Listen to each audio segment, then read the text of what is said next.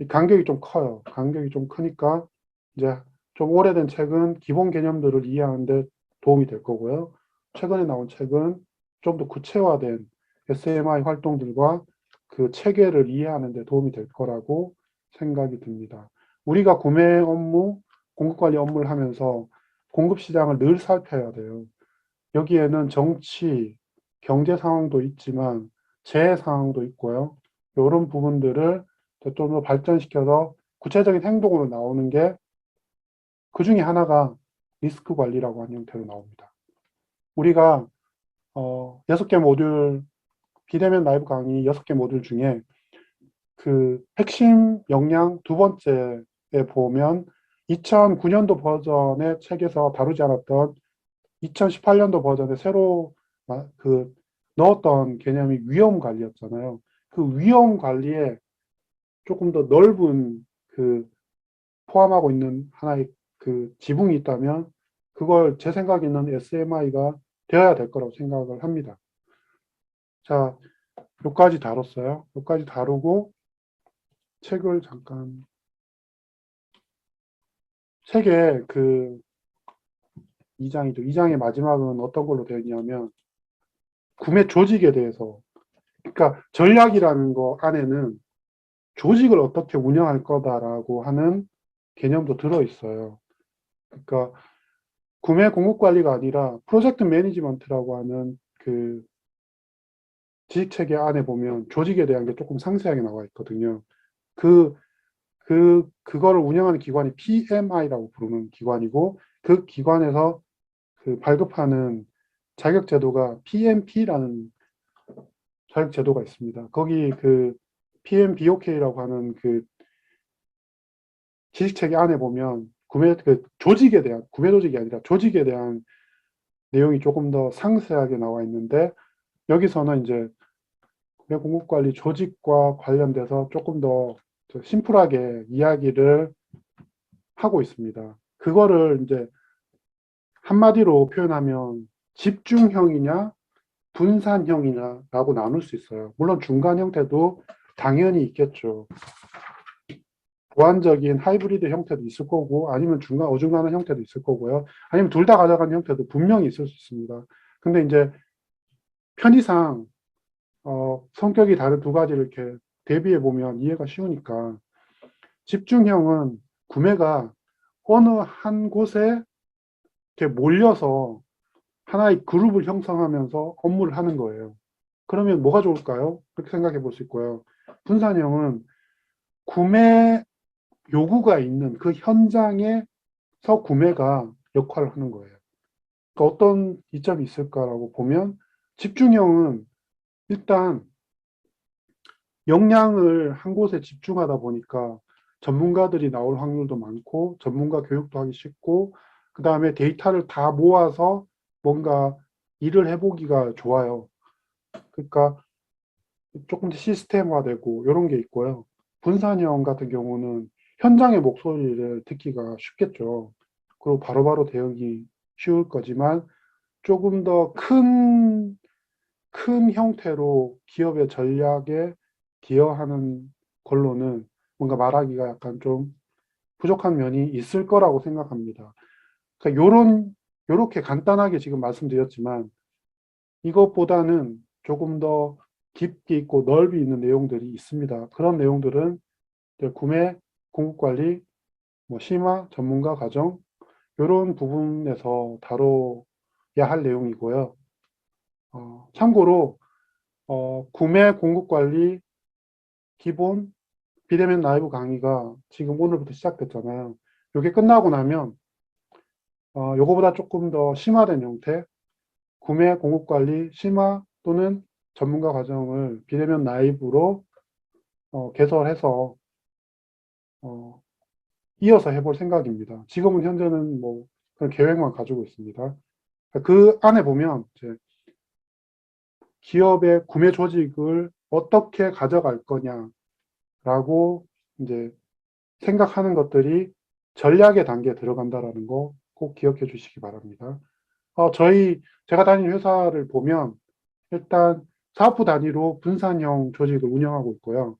그리고 그렇지만 중앙에서 구매팀이라는 형태로 이 분산형 조직을 하나의 조직으로 같이 운영하고 있어요. 그러니까 어떤 기능들에 대해서는 집중형을 하고 있고 어떤 구매 요구 또는 고객의 요구에 대해서는 분산형 조직을 동시에 운영하고 있다는 거 참고하셨으면 좋겠습니다. 그리고 전반적인 그 조직에 대한 트렌드는 어떤 거냐면 IT 자원이 또는 그 디지털 시스템이 발전하면서 보다 집중화되는 현상이 현재 트렌드입니다. 왜냐하면 IT 자원이 발전하면 발전할수록 그 현장에 직접 가지 않더라도 현장의 요구를 충분히 수용할 수 있을 만큼 IT 자원의 도움을 받게 되거든요. 그렇게 되면서 집중화되는 현상이 그 집중화되고 있는 게 지금 현재 글로벌 트렌드라고 이야기를 드릴 수 있습니다. 자, 이까지가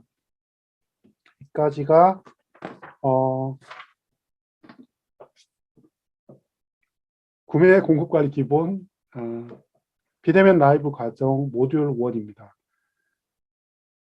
모듈 1의 과정을 리뷰까지 할 필요는 없을 것 같아요.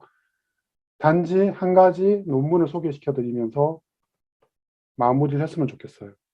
1983년도에 피터 크랄직이라는 분이 하버드 비즈니스 리뷰에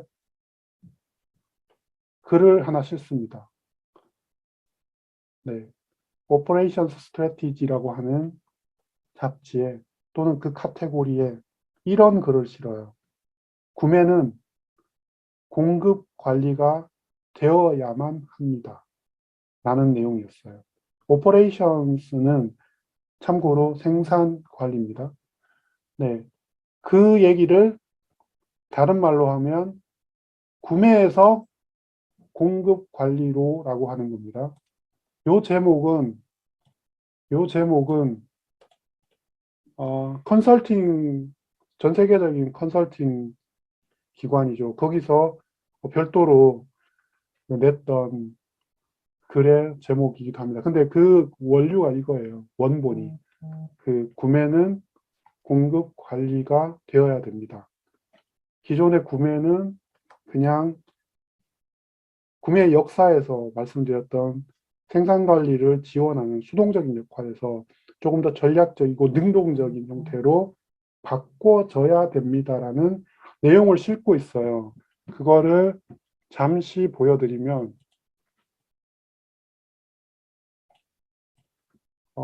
지금 보시는 것처럼 그 hbr.org 안에 들어가서 이제 요 내용을 찾을 수 있거든요. 찾을 수 있는데 여기 보시면 피터 크랄직이라는 분이 독일계 컨설턴트입니다.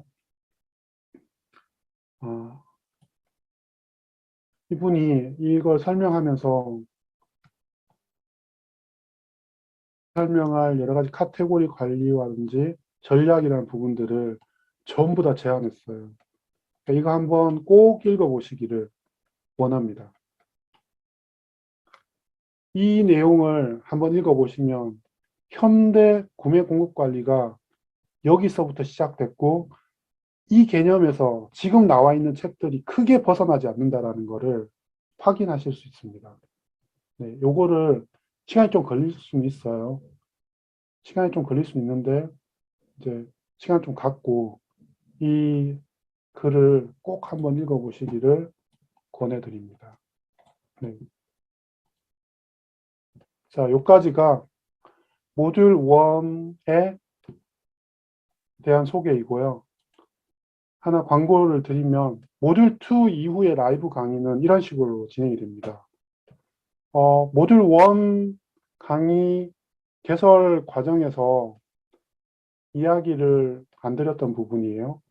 일단 그때 얘기 드렸던 거는 매 모듈, 모듈 1, 2, 3, 5, 6, 매 모듈마다 강의 신청을 받고 그 강의 신청은 독립된 형태로 운영할 거라고는 말씀을 드렸어요. 근데 모듈 2 이후에는 경매 방식이라는 방식을 도입했습니다. 똑같이 매 모듈마다 강의 소개를 드립니다. 그리고 유튜브를 통해서 합니다. 지금 이미 올라가 있습니다.